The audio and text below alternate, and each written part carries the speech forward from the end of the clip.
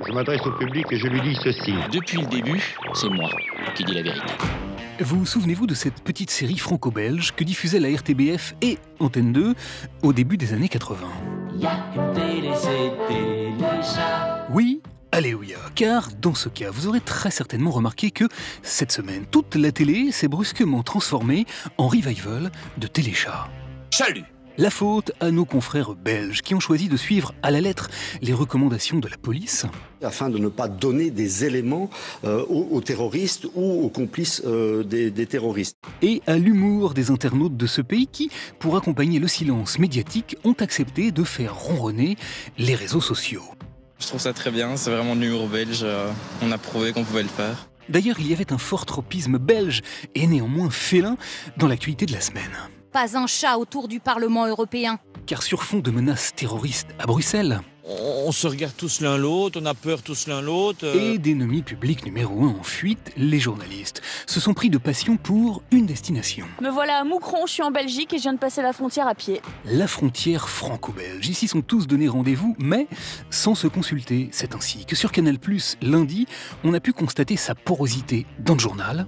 Nous avons donc passé la frontière sans être contrôlés. Avant d'observer la même chose, une heure plus tard. Il n'y a personne. Voilà, on est en Belgique. Ça alors! Pas de quoi fouetter un chat? Pas si sûr, car tandis que les médias belges dénonçaient la condescendance de leurs confrères français, les politiques accusés de laxisme se plaignaient des mêmes mots. Quand un Français comme Desmouches est venu assassiner des personnes à Bruxelles, après être passé à travers les mailles du filet au niveau des services de sécurité français, est-ce que nous avons parlé de laxisme français? Et bim, à bon chat, bon rat. Eh oui, car tricolore jusqu'au slip, les Français ont redécouvert cette semaine le plaisir du drapeau. J'ai même 2 drapeaux. Donc je vais en mettre un devant la maison et un derrière la maison. Soit. Mais y avait-il, pour autant, de quoi pavoiser médiatiquement? Regardez un peu comment, tandis que François Hollande était occupé à bomber le torse... Notre porte-avions, qui va bientôt arriver sur zone, a été clairement mandaté pour frapper dur contre Daesh. Nous avons fait, nous autres journalistes français, notre métier. Notre métier, le beau métier de reporter. Regardez comment nous nous sommes habillés pour embarquer à bord du Charles de Gaulle. Les Rafales sont rentrés de leur première mission dite opérationnelle.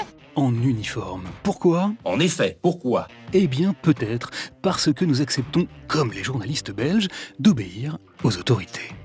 Voilà, la situation est comme elle est. Pendant ce temps-là, au chapitre purement hexagonal, notre télé, à nous, était en grande demande de caresses. Vous voulez qu'on s'embrasse? On s'embrasse tous? Ouais. Les câlins étaient réclamés sur toutes les chaînes. Allez, bisous, bisous, embrassons-nous tous, vous embrassez tous les personnes qui à côté. Certains n'hésitant d'ailleurs pas à appeler un chat. Par les temps qui courent, la partouze est plutôt recommandée. Oh non, c'est pas possible. Il y a des enfants qui vous regardent. Toutefois, le plus intéressant coup de griffe cette semaine, nous l'avons repéré lundi. Le terreur, il est là, là tu le vois quoi. Sur le plateau du Petit Journal, un fin limier est venu révéler combien le quotidien britannique Daily Mail avait payé les images des caméras de surveillance du restaurant Casa Nostra mitraillé vendredi 13. Ils sont passés à 20 000, ensuite à 28 et au bout, on s'y est arrêté à 50 000 €. Le cash. Une version pourtant contestée par le patron de l'établissement dès le lendemain et en dépit de ces images d'échange de cash apparemment incontestables. Donc vous n'avez vendu aucune vidéo? Moi j'ai vendu aucune vidéo, j'ai pas touché un sou de cet argent. Preuve qu'il est toujours plus facile d'essayer de refiler le mistigris. Le journaliste, il est complice je crois. Que d'assumer que pour devenir des pachas, certains n'hésitent pas à faire les poubelles.